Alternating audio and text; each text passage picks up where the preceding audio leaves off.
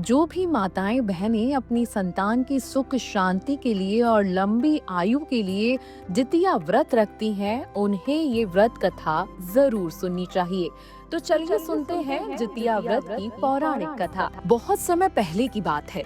नर्मदा नदी किनारे एक घना और सुंदर जंगल था। वहीं पर एक गरुड़ यानी कि चील और एक मादा लोमड़ी रहते थे। दोनों एक दूसरे को जानते थे और अक्सर साथ रहते हुए भोजन और जल की तलाश किया करते थे। एक दिन जब वे नदी किनारे घूम रहे थे, तो उन्होंने देखा कि गांव की कुछ स्त्रियां बड़ी श्रद्धा और भक्ति से भगवान की पूजा कर रही हैं। उनके हाथ में पूजा की थाली थी, माथे पर तिलक था और वे व्रत का संकल्प लिए बैठी थीं। वे भजन कीर्तन करते हुए उपवास कर रही थीं। गरुड़ और लोमड़ी दोनों यह दृश्य देखकर अत्यंत उत्सुक हुए। गरुड़ ने लोमड़ी से कहा, बहन देखो, ये स्त्रियां कितनी भक्ति से व्रत कर रही हैं। इनके चेहरे पर एक अलग ही तेज है। ऐसा लगता है कि जैसे यह कोई विशेष व्रत कर रही हैं।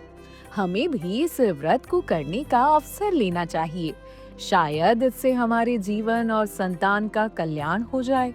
गरुड़ की बात पर लोमड़ी ने भी हामी भर दी और कहा, ठीक है गरुड़, हम दोनों भी व्रत करेंगे। हम भी भूखे रहकर ये तपस्या करेंगे और भगवान को प्रसन्न करेंगे। दोनों ने निश्चय किया कि वे निर्जल और निराहार उपवास करेंगे। गरुड़ ने पूरी श्रद्धा भाव से भगवान का ध्यान करना शुरू कर दिया। वह आसमान की ऊंचाइयों में उड़ता और फिर वापस आकर भगवान का नाम जपता। उसने यह ठान लिया था कि चाहे कुछ भी हो जाए, वह व्रत नहीं तोड़ेगा। दूसरी ओर लोमड़ी ने भी व्रत आरंभ किया, परंतु उसका मन बार बार भोजन और जल की ओर खिंचता रहा। वह बार बार भूख से व्याकुल हो उठी। दिन भर उपवास करने के बाद जैसे तैसे रात गहराने लगी। लोमड़ी की हालत बिगड़ने लगी। भूख प्यास के कारण वह बेहोश हो गई और गिर पड़ी। कुछ देर बाद जब उसे होश आया, तो उसने सोचा, यदि मैंने भोजन ना किया तो मैं तो मर जाऊंगी।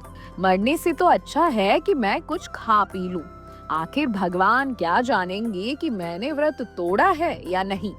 ऐसा सोचकर लोमड़ी चुपके से उठी और आसपास से कुछ अन्न और फल ढूंढकर खा लिया। इसके बाद वह चैन से सो गई। दूसरी ओर गरुड़ ने पूरी रात भूखे प्यासे रहकर भगवान का स्मरण किया। गरुड़ का विश्वास अडिग था। उसने सोच रखा था कि यदि यह व्रत भगवान की आराधना है, तो इसे पूरी निष्ठा और नियम से मैं निभाऊंगा।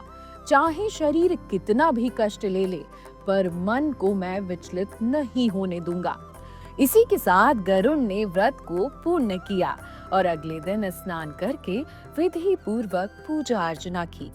समय बीतता गया, दोनों को संतान हुई।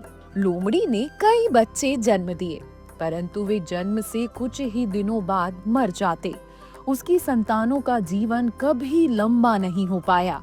इससे लोमड़ी को गहरा दुख हुआ। दूसरी ओर गरुड़ की संतानें स्वस्थ, बलवान और दीर्घ आयु हुई।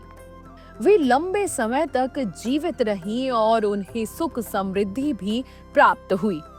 लोमड़ी यह सब देखकर बहुत पछताई। उसने सोचा, काश मैंने भी जितिया व्रत पूरे विश्वास और नियम से किया होता।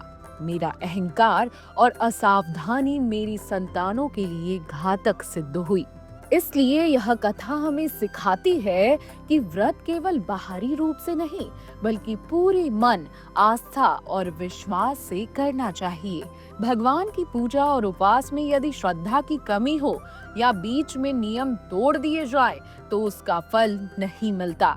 त्याग और संयम से किया गया व्रत ही संतान और परिवार के लिए कल्याणकारी सिद्ध होता है।